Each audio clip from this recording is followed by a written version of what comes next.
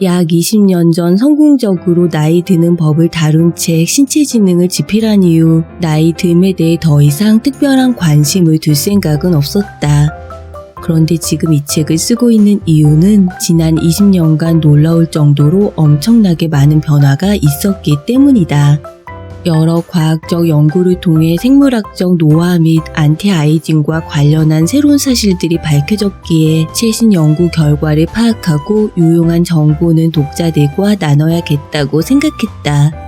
더 나아가 내가 살고 있는 서구권을 포함해 여러 나라에서 기대 수명이 급격하게 늘어남에 따라 생애 주기를 완전히 새롭게 구분해야 할 필요성이 대두되었기 때문이다.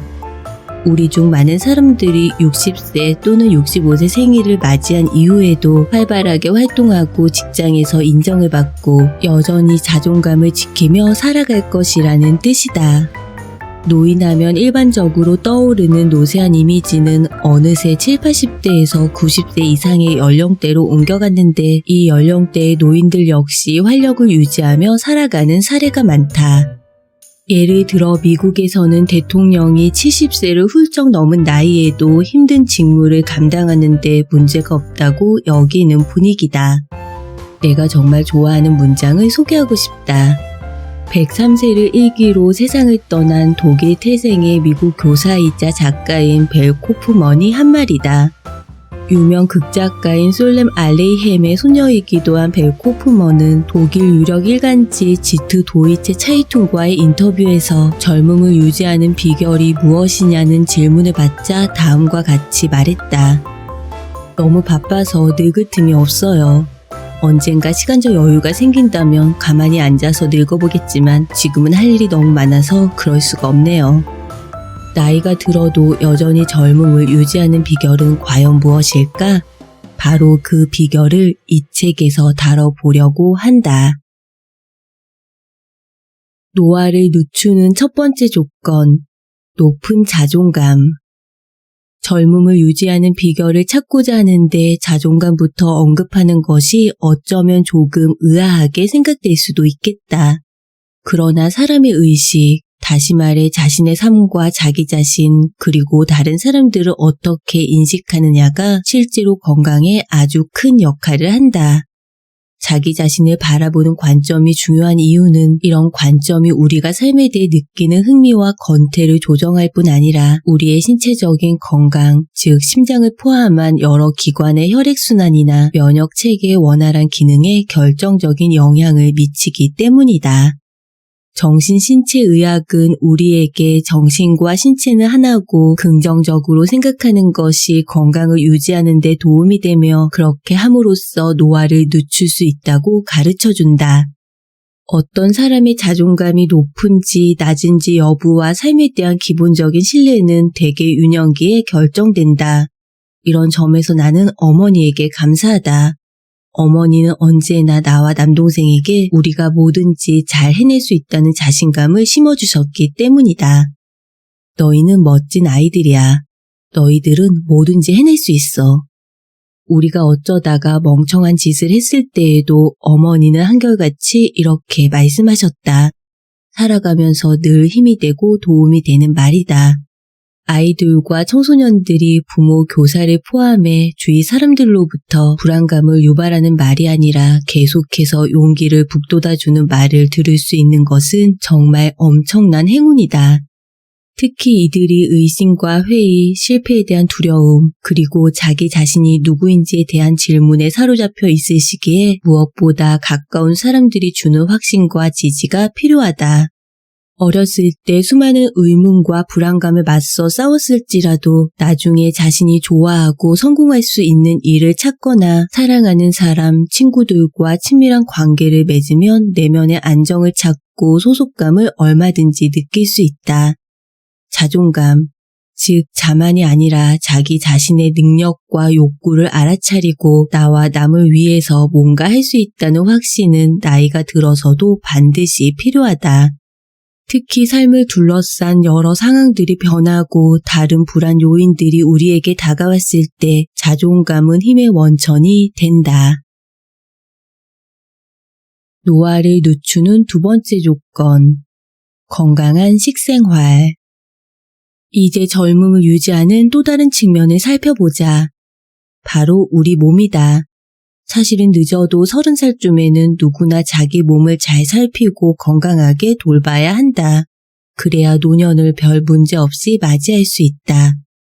유감스럽게도 그럴 기회를 놓쳤다고 생각하는가? 절대 늦지 않았다. 당신이 70세가 다 되어서야 건강을 해치는 나쁜 습관들을 버리겠다고 결심한다면, 예를 들어 마침내 담배를 끊고 몸에 해로운 음식을 멀리하고 당장 매일 30분씩 운동을 하거나 적어도 산책이라도 한다면 당신의 몸은 정말 기뻐할 것이다. 특히 뇌와 같은 기관의 혈액순환이 원활하게 이루어지고 근육이 다시 생기고 면역체계가 자신이 맡은 중요한 임무에 집중하게 된다. 우리가 건강한 몸으로 노년을 보내려면 우선 젊음을 유지하는 5개의 기둥을 명심해야 한다. 이 기둥은 튼튼한 뼈, 유연한 관절, 강한 근육, 탄력 있는 혈관, 그리고 깨어있는 뇌세포다. 연구진들은 최근 몇 년 사이 노년의 신체 건강을 위협하는 몇 가지 요인들을 발견했다. 우선 나쁜 결과를 초래할 수밖에 없는 낙상과 근육이 서서히 줄어드는 근감소증을 조심해야 한다. 독감이나 대상포진뿐만 아니라 암 질환을 유발할 수 있는 면역체계의 약화도 주의해야 한다. 또한 연구진들은 우리가 오랫동안 별 문제가 없다고 여겼던 현상을 가장 집중적으로 연구했다. 연구 결과에 따르면 이것은 기대 수명을 단축시키고 삶의 질을 떨어뜨리는 데 결정적인 역할을 한다. 바로 과체중이다. 우리는 이런 모든 문제들을 살펴볼 것이다. 하지만 그에 앞서 나이가 많든 적든 그 중요성을 제대로 인식하지 못하고 있는 주제를 먼저 언급하고 넘어가려고 한다. 몸을 튼튼하게 하고 엄청난 수의 세포에 에너지를 공급하기 위해서 우리는 몸에 어떤 먹거리를 제공하는가? 가능한 해로운 것들을 배제하려고 노력하는가? 먹는 즐거움이 우리의 몸뿐만 아니라 우리의 영혼에도 좋은 영향을 미친다는 것을 인식하고 있는가? 우리는 건강한 음식을 섭취해야 할 뿐만 아니라 우리 마음을 어루만져주는 음식을 섭취해야 한다. 세포를 젊게 만드는 식사법. 조금 가장되게 들릴 수도 있지만 실제로 우리가 먹는 음식이 노화로 인한 질병을 예방하는 중요한 도구가 될 수 있다. 우리는 결단을 내려야 한다. 우선 상당히 파렴치한 식품 산업계가 뻗치는 다양한 유혹의 손길에 어떻게 맞설 것인가 하는 문제다. 광고에서 보여주는 화려하고 알록달록한 상품들, 즐거워 보이는 아이들, 화목한 가족들, 활력 넘치는 스포츠 스타들, 그리고 평화로워 보이는 소들의 모습을 보면서 그 모든 피자, 감자칩, 그리고 인스턴트 식품들이 편리하고 저렴할 뿐만 아니라 우리를 더 행복하게 만들어 줄 것이라는 주장에 설득당할지 아닐지 선택해야 한다. 전문가들은 우리가 지역에서 생산되는 신선한 채소, 제철 과일, 비타민이 풍부한 샐러드와 건강한 자연식품 대신에 우리 몸의 면역 체계를 해치는 방부제, 인공 감미료, 그리고 인공 향신료 등등 각종 화학물질이 들어간 식품들을 고른다고 말한다. 질이 낮은 원재료와 과도한 지방, 설탕, 그리고 소금 함량에 대해서는 말할 것도 없다. 너무 깐깐하게 생각하는 거 아닌가요? 그래도 그런 음식들은 아주 맛있잖아요. 그런 제품의 입맛이 길들여져 있기 때문입니다. 요즘 아이들에게 공장에서 만든 딸기 요구르트와 진짜 딸기로 만든 요구르트를 주면 아이들은 인공 요구르트를 더 맛있고 더 진짜 같고 더 신선하다고 말할 가능성이 높아요. 실제로 실험을 한 적도 있죠. 정말 안타깝고 슬픈 일이지만 일단 원래 주제로 다시 돌아가기로 합시다. 좋습니다. 그렇다면 박사님이 생각하는 가장 이상적인 식사는 어떤 걸까요? 대답을 하기에 앞서 우리의 환상적인 몸을 잠깐 살펴볼게요. 음식이 우리 몸에 미치는 엄청난 영향을 이해하기 위해서 말이죠. 우리 몸의 모든 세포에서는 대사 과정이 일어납니다. 세포는 자신의 작은 발전소인 미토콘드리아에서 받은 영양소를 에너지로 바꿔요. 이때 소위 활성산소라고 하는 부산물이 만들어집니다. 활성산소는 상당히 공격적인 쓰레기로 세포를 손상시키고 산소 공급을 방해하고 조기에 세포가 죽게 만듭니다. 어떤 사람이 섭취하는 음식에 화학물질이 많이 들어있을수록 그의 몸은 환경독소에 더 많이 노출되고 그만큼 활성산소의 양은 더 많아지며 세포들은 활성산소로부터 벗어나기 점점 더 어려워집니다. 그렇지만 우리는 세포가 이런 활성산소를 떨치도록 도울 수 있습니다. 올바른 영양 섭취를 통해서요. 신선한 채소, 과일, 견과류, 그리고 좋은 품질의 식물성 기름에는 활성산소를 막는 항산화 물질이 들어있어요. 비타민과 소위 2차 대사산물이라고 하는 플라보노이드, 라이코펜, 베타카로틴, 페놀산 등이 있죠. 이런 성분들은 우리 세포를 젊게 유지하는 데 도움이 됩니다. 모든 세포에 해당되지만 그 중에서도 특히 독감, 암, 대상포진과 같은 질병으로부터 우리를 지켜주는 면역세포에 도움이 됩니다. 나이가 들어서도 튼튼한 뼈를 유지하기 위해서는 충분한 양의 칼슘을 섭취해야 한다. 뼈는 다른 기관과 마찬가지로 계속해서 재생되어야 하기 때문이다. 우리가 매일 식품으로 섭취해야 하는 칼슘의 권장량은 약 1000mg이다. 치즈, 브로콜리 같은 특정한 채소 또는 칼슘 함량이 높은 생수 등을 마심으로써 일일 권장량을 쉽게 채울 수 있다. 우리는 혈관이 그 중에서도 특히 동맥이 좁아지거나 막히게 되는 동맥경화의 위협을 받고 있다는 것을 알고 있다. 따라서 콜레스테롤 함량이 높은 동물성 지방의 과다 섭취를 주의해야 한다. 지방이 많은 붉은 고기, 햄, 훈제식품, 버터와 크림 등을 조심해야 하며 버터 대신에 식물성 기름, 예를 들어 올리브유나 카놀라유를 사용해서 요리하는 걸 권한다. 그렇다고 식습관만으로 높은 콜레스테롤 수치를 낮출 수 있는 것은 아니다. 많은 사람들의 경우 유전적 소인으로 인해 간에서 너무 많은 콜레스테롤을 만들어내기 때문이다. 그렇지만 추가적으로 약을 복용해야 한다고 해도 콜레스테롤 함량이 낮은 음식을 섭취하는 것은 도움이 된다.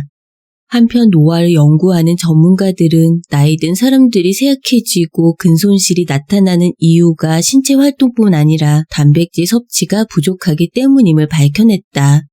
꾸준한 운동은 물론 지방이 적은 육류나 생선 또는 계란에 들어있는 질 좋은 단백질 섭취를 늘려야 한다고 말한다. 나이 든 사람들이 단백질이 풍부한 식사를 할 수 있도록 각별히 신경을 써야 하는 이유다. 올바른 영양 섭취를 위한 팁은 다음과 같다. 가능하면 지역에서 생산되는 신선한 재료를 영양 손실을 최소화하는 방법으로 조리해 섭취한다. 요구르트와 치즈 같은 유제품을 섭취한다. 가능하면 유기농으로 재배된 채소와 과일로 다량의 비타민과 섬유질을 섭취한다. 가능하면 정제되지 않은 곡물과 콩, 견과류를 많이 섭취한다. 돼지고기, 소고기, 양고기 같은 붉은 고기는 줄이고 생선과 가금류 고기 섭취를 늘린다. 훈제 고기와 소세지와 같은 가공육 섭취를 줄인다. 베이컨, 라드, 버터, 크림과 같은 동물성 지방 섭취를 줄인다. 설탕, 케이크, 초콜릿, 그 외 달콤한 간식 섭취를 줄인다. 충분한 수분 섭취, 최소한 1.5리터 생수 또는 허브티여야 하며 설탕이 들어있는 레모네이드나 콜라는 제외하고 과즙으로만 만든 순수한 과일 주스는 물로 희석해서 마신다. 술은 하루에 와인 한두 잔, 맥주 500ml 이하로 섭취한다.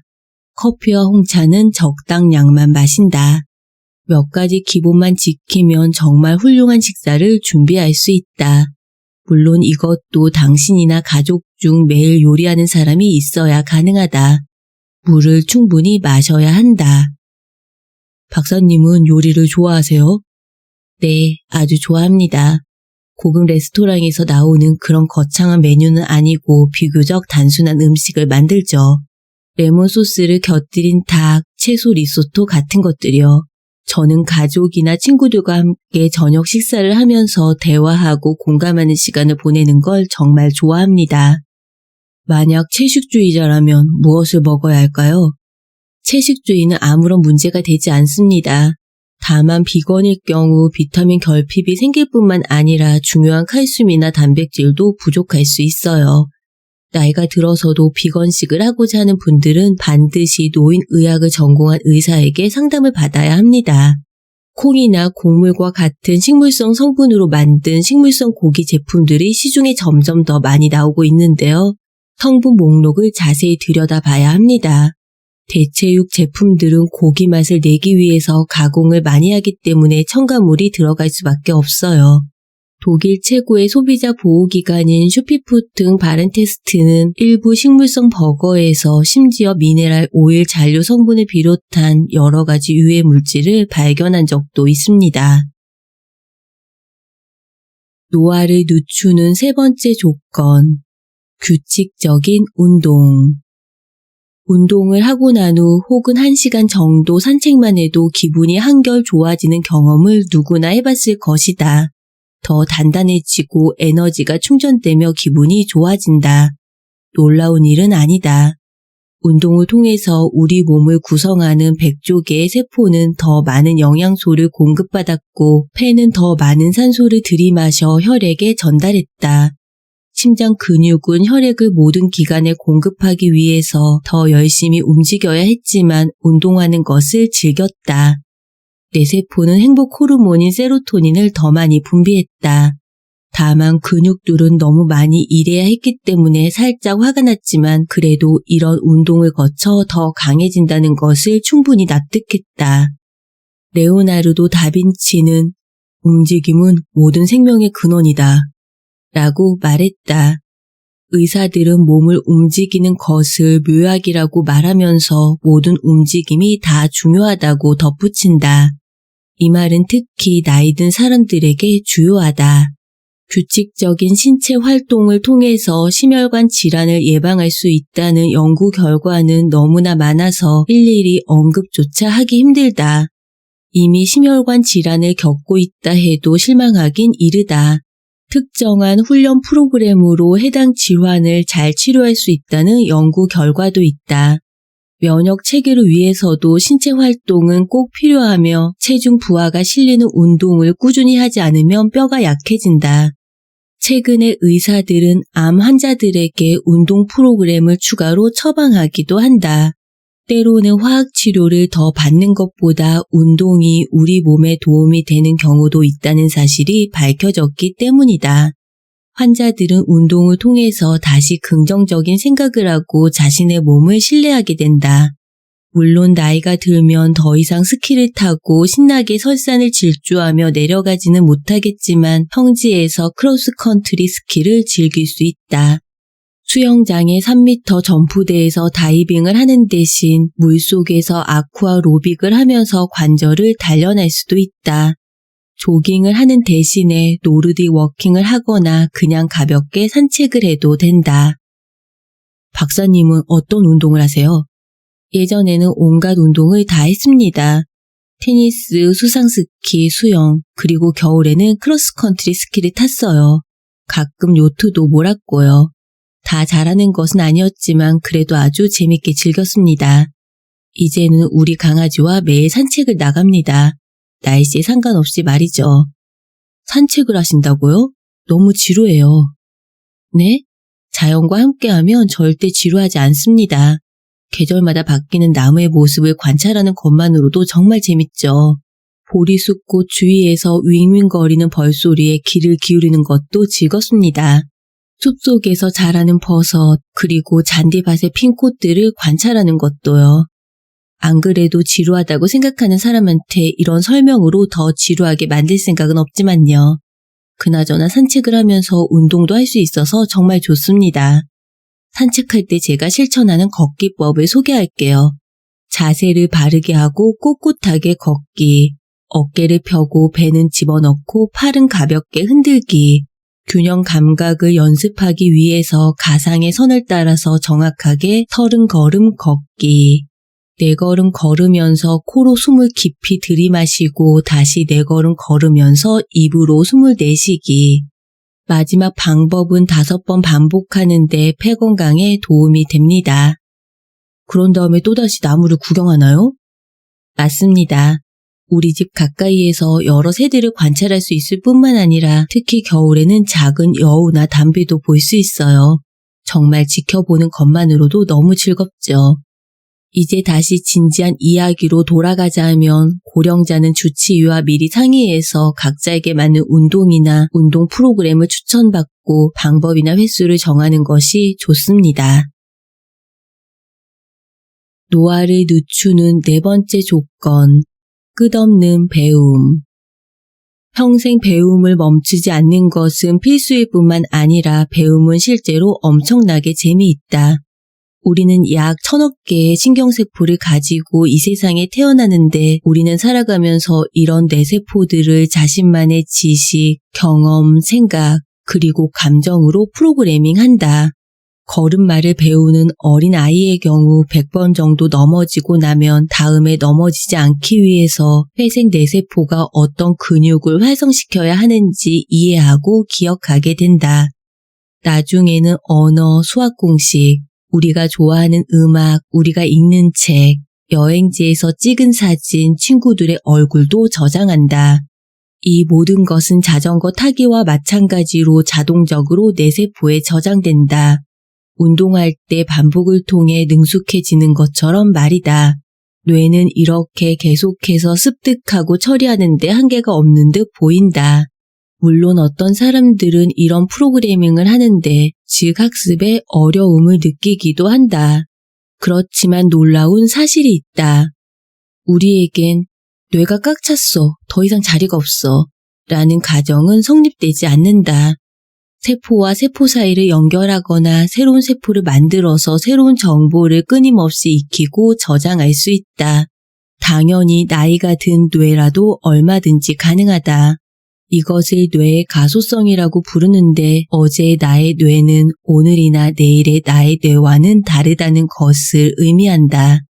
뇌 속에는 여전히 더 많은 지식을 위한 자리가 남아있다. 예를 들어보자. 다음 콘서트에서 연주할 곡들을 준비하는 피아니스트는 반복 연습을 통해 뇌 속에서 시각과 청각, 운동 중추 사이에 뇌신경 연결망을 만들어낸다. 피아니스트는 몇 주 후면 모든 악보와 음뿐만 아니라 건반을 두드리는 손가락 근육의 움직임까지 저장해서 언제든지 불러올 수 있다. 동시에 음악적 기억력을 담당하는 뇌 부분의 신경망이 촘촘하게 연결되어서 몇 년이 지나도 곡들의 화성과 음의 배열을 기억한다. 아니면 당신이 몇 주 동안 다녀올 스페인 여행을 앞두고 스페인어를 배울 계획이라고 가정해보자. 인터넷에는 훌륭한 외국어 학습 프로그램이 많다. 하지만 아무리 훌륭한 프로그램이라고 해도 단어를 열심히 외우지 않으면 아무런 소용이 없다.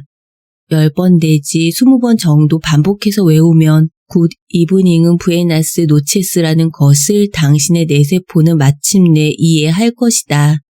그리고 이런 정보를 충분히 집중적으로 학습했다면 장기 기억에 저장되어 나중에 스페인을 방문했을 때 사용할 수 있게 된다.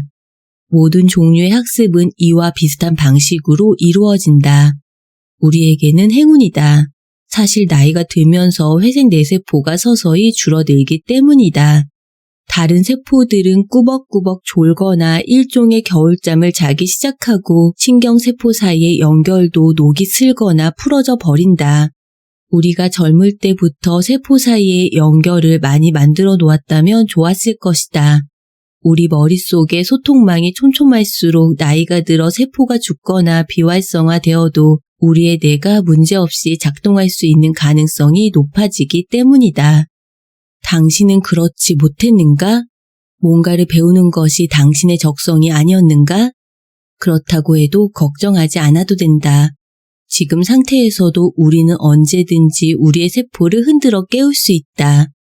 우리 뇌가 새로운 것을 배우고 새로운 정보를 처리하고 새로운 정보 전달 경로를 구축하도록 강요함으로써 말이다.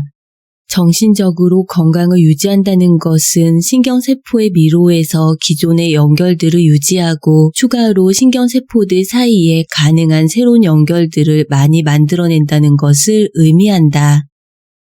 말이 쉽죠. 근데 실상 나이 든 사람들은 뭔가 금방금방 떠오르지 않잖아요. 특히 이름이나 예전에 알고 있던 것들도 말이죠. 물론입니다. 아무리 집중해서 생각을 하고 이름을 떠올리려고 해도 떠오를 듯 말 듯하는 순간들이 있죠. 그러다가 10분 정도 지나서 단어가 갑자기 생각나기도 하고요. 이것은 생각의 속도가 느려졌기 때문에 나타나는 현상입니다.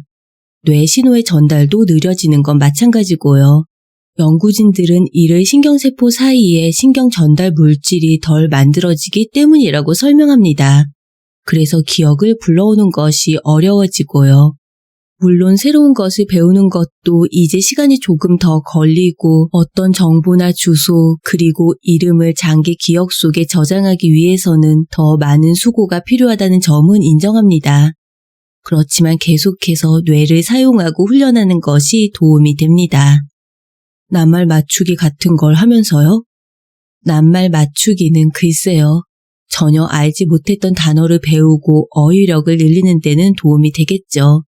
낱말 맞추기가 재밌는 사람이라면 계속해도 상관없습니다만 이것은 제가 생각하는 방식의 훈련은 아닙니다.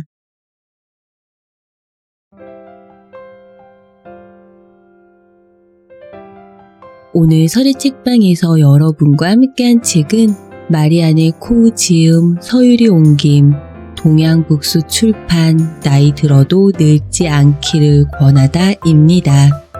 92세인 지금도 작가이자 의학 전문 기자로 왕성하게 활동하며 독일의 국민 의사로 불리는 저자는 이 책에서 나이 들어도 몸과 정신의 활력을 유지할 수 있다고 설명합니다. 그가 강조하는 노화 지연의 핵심은 높은 자존감, 건강한 식생활, 규칙적인 운동, 끝없는 배움입니다. 저자가 젊음의 비결로 높은 자존감을 첫 번째로 꼽는 것에는 젊은 시절 이력과도 연결되어 있습니다. 40세가 되기 전까지 세계적인 영화배우로 활동하며 얼굴이 알려진 저자였기에 나이 듦에 따라 달라지는 겉모습을 부정하지 않고 자기 자신에 대해 긍정적으로 인식하는 것이 중요하다는 이야기가 더욱 호소력 있게 다가오는 것이죠. 40대가 된 저자는 오랜 꿈이었던 의사가 되기 위해 뒤늦게 국가고시를 통과한 뒤 면허를 취득했고 정부 보건 규정의 변화로 만 68세 이상 의사의 활동이 제한되자 책과 방송 매체를 통해 더 많은 이들에게 최신 건강 정보를 알리며 왕성하게 활동 중입니다. 중년 이후 그의 행보는 배움의 나이는 문제가 되지 않으며 끝없는 배움이 나이 들어서도 사회 속에서 자신의 역할을 찾고 자존감을 높일 수 있는 길임을 몸소 보여줍니다. 한 권의 책을 통해 높은 자존감과 끝없는 배움, 건강한 식생활과 규칙적인 운동이 불변의 젊음의 비결임을 확인한 이 시간, 나이와 상관없이 항상 활력 넘치고 건강한 인생을 만들어 나가는 여러분들의 빛나는 오늘을 응원하고 축복합니다. 세상은 뷰티풀, 인생은 원더풀, 당신이 최고입니다.